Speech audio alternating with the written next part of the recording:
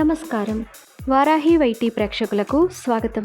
ఈరోజు మనం ఇన్స్టెంట్ టమాటా కెచప్ని చాలా సులువుగా తయారు చేద్దాం. ముందుగా టమాటాలను శుభ్రంగా కడుక్కొని ఈ విధంగా చిన్న ముక్కలుగా తరుక్కోవాలి.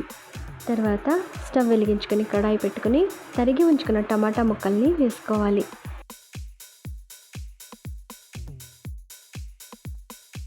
ఇందులో 2 ఉల్లిపాయ ముక్కలు, 2 వెల్లుల్లి రెబ్బలు, 6 మిరియాలు, 2 లవంగాలు, చిన్న ముక్క జాపత్రి, 1 అంగుళం దాల్చిన చెక్క, 1 ఇలాచి వేసుకొని ఒకసారి కలిపి మూత పెట్టి లో ఫ్లేమ్లో మగ్గించుకోవాలి.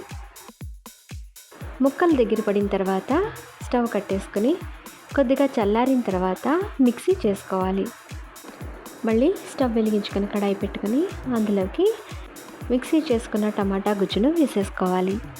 దాంట్లోకి రుచికి సరిపడా ఉప్పు, 2 చెంచాల పంచదార, 1 అర చెంచా వెనిగర్, కొద్దిగా కారం వేసుకోవాలి.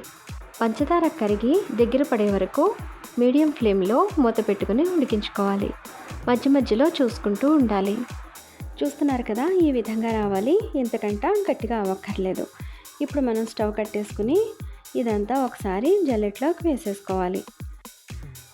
మొత్తం అంతా ఒకసారి జల్లెడ పట్టుకుంటే స్మూత్గా ఉండే టమాటా కెచప్ మనకి రెడీగా ఉంటుంది.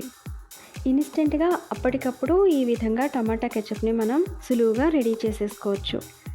నీళ్లు ఉపయోగించకుండా చేశాం కాబట్టి ఈ టమాటా కెచప్ 2 నెలల వరకు నిలువ ఉంటుంది. మార్కెట్లో దొరికే కెచప్ ఉపయోగించడం కంటే ఇంట్లోనే ఈ విధంగా సులువుగా టమాటా కెచప్ని ఒక్కసారి ట్రై చేసి చూడండి. చాలా సులువుగా రుచికరమైన టమాటా కెచప్ క్షణాల్లో రెడీ అయిపోతుంది. నా ఛానల్ని ఫస్ట్ టైం కనుక చూస్తుంటే సబ్స్క్రైబ్ చేయండి. ఈ వీడియో మీకు నచ్చితే లైక్ చేయండి. మీ ఫ్రెండ్స్ అందరికీ షేర్ చేయండి. మీ వాల్యుబుల్ ఒపీనియన్ని కామెంట్ చేయండి. మరొక సింపుల్ రెసిపీతో మళ్ళీ కలుద్దాం. నమస్కారం.